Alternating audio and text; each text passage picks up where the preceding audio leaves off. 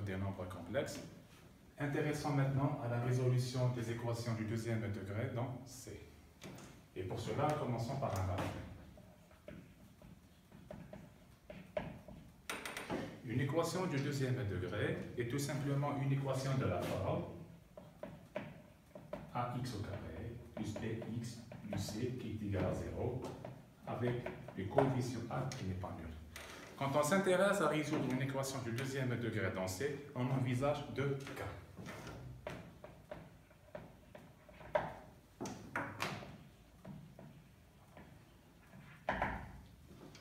Dans le premier cas, on considère que les coefficients de l'équation sont des réels. Donc, A et C appartiennent à A.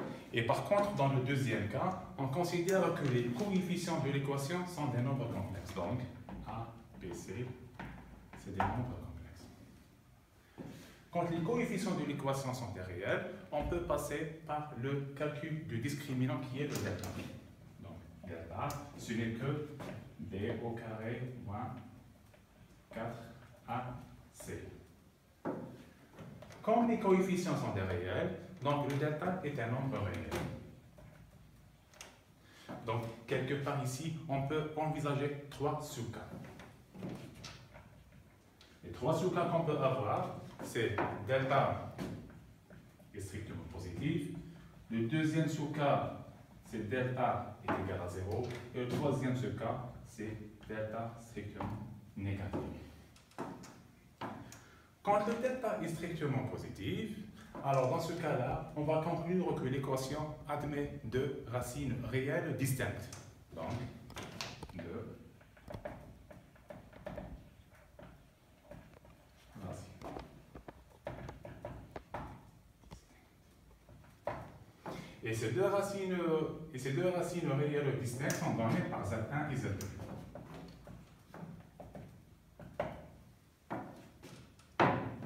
Donc le Z1, c'est moins B moins racine delta sur 2A.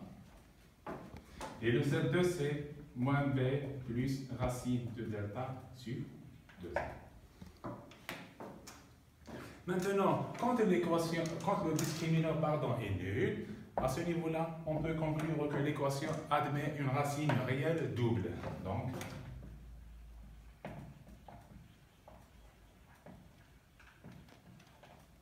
qui est donné par Z0. Et le Z0, c'est moins B sur 2A. Vous remarquez que jusque-là, quelque part, c'est exactement la même chose que la résolution d'une équation du deuxième degré dans R. Maintenant, si on résout dans R, quand le discriminant est strictement négatif, on conclut que l'équation n'a pas de solution dans R. Mais par contre, dans le cas des nombres complexes, lorsque le discriminant est strictement négatif, on conclut que l'équation admet deux racines complexes conjuguées. Donc, l'équation admet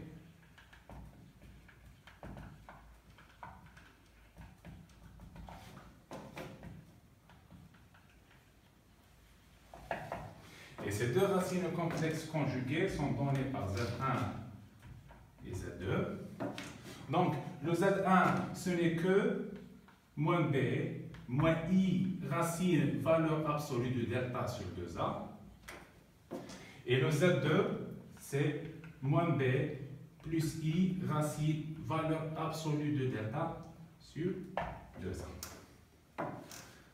Maintenant, passons au deuxième cas. Quand les coefficients de l'équation sont des complexes, on va faire la même chose. Donc, automatiquement, on va passer par le discriminant. Donc, le delta se calcule de la même manière. Donc, c'est b au carré moins 4ac. Et quand les coefficients sont des complexes, donc, le discriminant serait un nombre complexe. À ce niveau-là, par la suite, on va calculer les racines carrées du nombre complexe delta. Et comme delta est un nombre complexe, donc il va admettre exactement deux racines carrées distinctes, alpha 1 et alpha 2, telles que le alpha 1 est égal à moins alpha 2.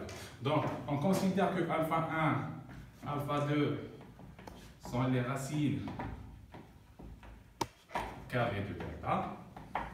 Et par la suite, on va conclure que l'équation admet exactement deux racines complexes distinctes. Donc, l'équation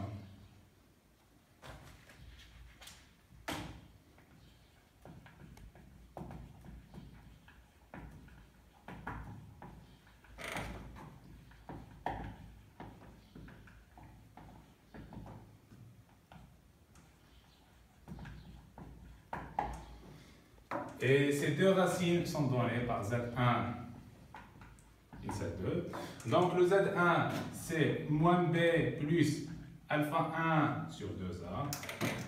Et le Z2, c'est moins B plus alpha 2 sur 2A. Bien sûr, comme alpha 1 et alpha 2 sont les racines carrées de delta, donc alpha 2 est égal à moins alpha A. Donc quelque part ici, on peut remplacer le alpha 2 par moins alpha 1. Maintenant, supposons qu'on s'intéresse à résoudre dans C l'équation z au carré moins z plus 3 qui est égale à 0. Donc vous remarquez que là, vous avez une équation du deuxième degré à résoudre dans C avec des coefficients qui sont derrière. Donc automatiquement, on va passer par le discriminant delta.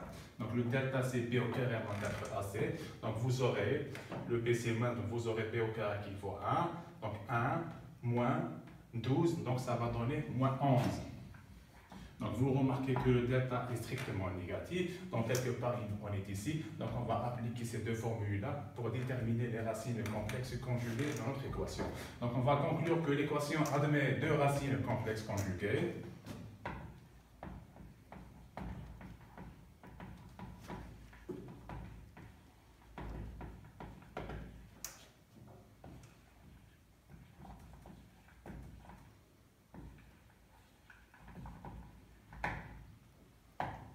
D'accord.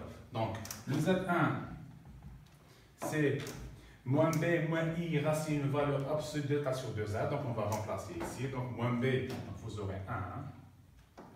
Moins I, valeur absolue de delta. Sur 2A, donc le A, il vaut 1, donc sur 2. Et le Z2, ça sera moins B, donc ça sera le conjugué de Z1. Donc, vous aurez automatiquement 1 plus I, valeur absolue de delta, donc c'est la racine carrée de 11 divisé par 2. Supposons maintenant qu'on s'intéresse à résoudre dans C l'équation de degré 4 qui est donnée par z à la puissance 4 moins 3z au carré plus 4 qui est égal à 0. Vous remarquez ici que vous avez z à la puissance 4 et là vous avez z au carré. Donc on pose le changement de variable grand Z qui est égal à petit z au carré. Avec ce changement de variable, notre équation de degré 4 sera transformée en une équation de degré 2. Donc vous aurez grand Z au carré moins 3 grand Z plus 4 qui est égal à 0. Maintenant ici, vous avez une équation du deuxième degré à résoudre dans C avec des coefficients qui sont derrière. Donc automatiquement, on va passer par le discriminant delta. Donc le delta, c'est b au carré moins 4ac. Donc b au carré, vous aurez 9 moins 4ac, donc vous aurez 16. Donc vous aurez 9 moins 16 qui est égal à moins 16. Donc vous remarquez que le delta est strictement négatif. Donc, notre équation admet exactement deux racines complexes conjuguées. Donc, l'équation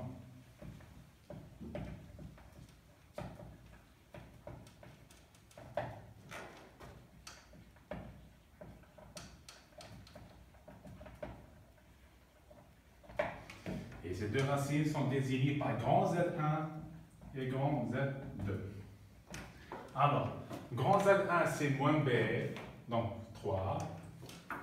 Plus I, racine valeur absolue de delta, donc racine de 7 sur 2. Et grand Z2, c'est le conjugué de Z1, donc vous aurez 3 moins I, racine de 7 sur 2.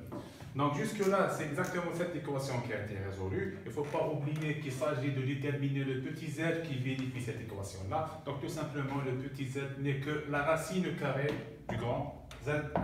Maintenant, dans une vidéo précédente, on a déjà expliqué comment déterminer les racines carrées d'un nombre complexe. Alors, quand vous passez au calcul, et supposons que vous allez utiliser la méthode algébrique pour déterminer les racines carrées de Z1, vous aurez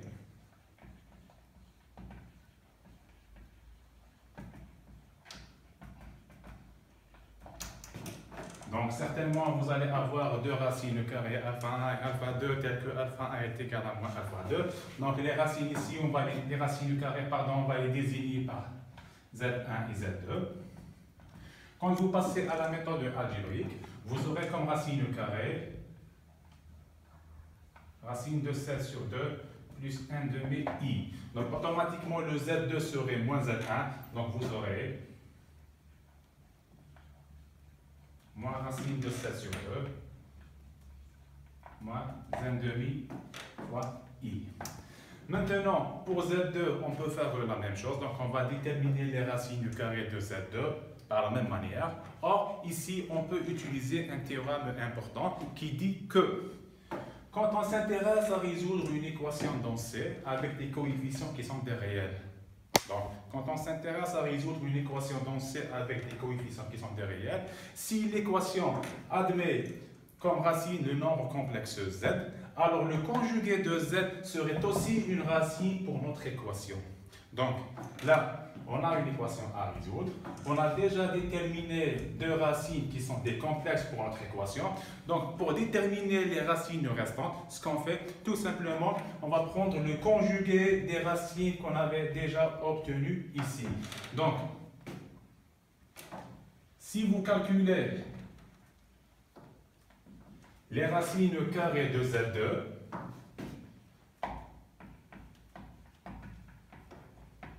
vous aurez exactement, bon là on avait utilisé un Z2, donc là vous aurez Z3, Z4.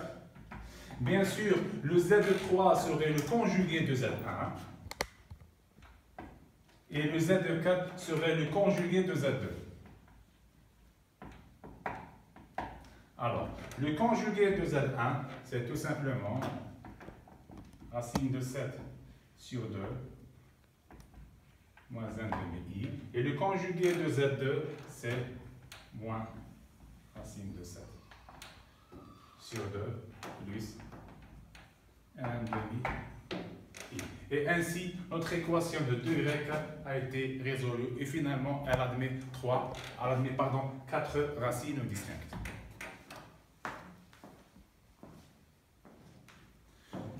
Maintenant, supposons qu'on s'intéresse à résoudre dans C cette équation du deuxième degré. Donc, vous remarquez ici que les coefficients de notre équation sont des complexes. Donc, automatiquement, on va passer par le discriminant delta. Donc, delta c'est B au carré moins 4AC. Par la suite, vous allez remplacer le B par moins 2 plus I. Et vous remplacez. Donc, quand vous développez, vous aurez 7 moins 24I. Donc le delta, c'est le nombre complexe 7 moins 24i. Par la suite, on va chercher les racines carrées du nombre complexe delta. Et comme delta est un nombre complexe, donc il va avoir exactement deux racines carrées alpha 1 et alpha 2, tel que alpha 1 est égal à moins alpha 2. Donc, et pour le calcul de alpha 1 et alpha 2, on a déjà expliqué qu'on peut utiliser soit la méthode algébrique, soit la méthode trigonométrique. Si vous allez utiliser ici la méthode algébrique, ce que vous aurez comme résultat,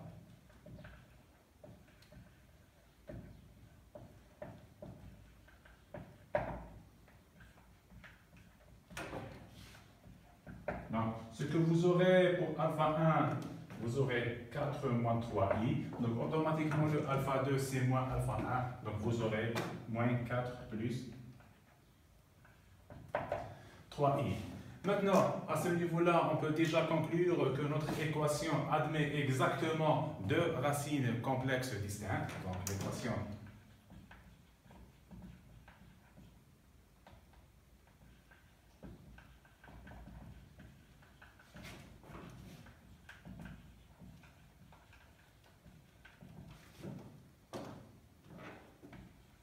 racines complexes distinctes qui sont données par Z1 et Z2.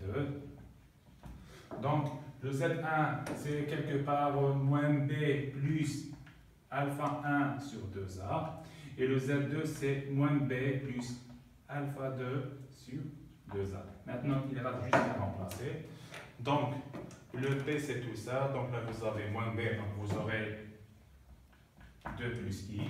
Le alpha 1, c'est exactement ça. Donc vous aurez plus 4 moins 3I. Et le A, c'est un 1, donc c'est divisé par 2. Donc là, vous aurez 6 divisé par 2, donc vous aurez 3. Et là, vous aurez moins 2 divisé par 2, donc vous aurez moins moins 1. Donc vous aurez moins i. La même chose pour Z2.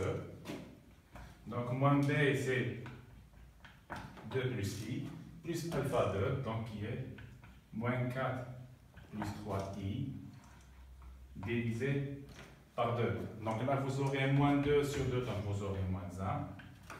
Après, vous aurez 4i divisé par 2, donc vous aurez plus 2i.